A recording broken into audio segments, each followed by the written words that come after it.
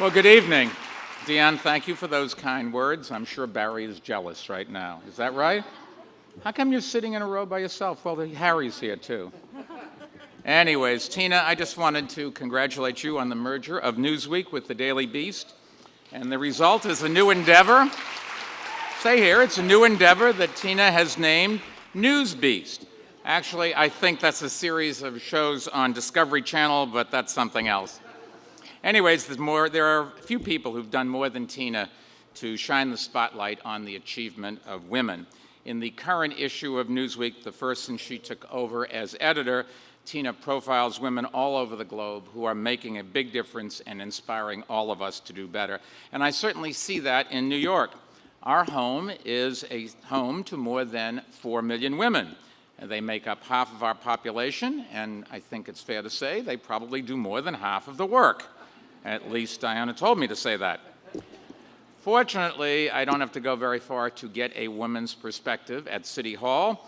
I can ask 3 of my deputy mayors, including my first deputy mayor, Patty Harris, the first woman to occupy that position, or I can call a number of my commissioners, including the first female public schools chancellor of a major school system, or I can talk to anybody in our administration who really does understand that we have to make sure that everybody is picked solely on merit, and if you do that, half the people at least will be women.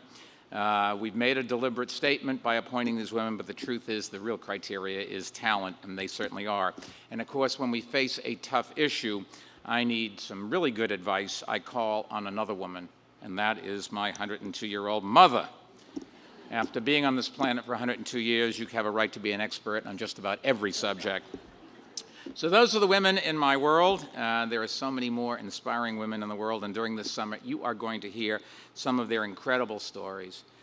Many of these women are acting locally, but their impact is truly global. They are pioneers, they are revolutionaries, they are champions, and we can all learn from them. And that's why I'm so glad that Tina's holding this event, and why I'm particularly excited that she is holding it here in New York City. And how appropriate, given what's going on in the world right now, that the first discussion tonight centers on the courageous women who are making their voices heard in the Middle East. This session is called Firebrands, and you are really going to enjoy it. So, Tina, thank you for doing this. Thank you for having all of us, and God bless.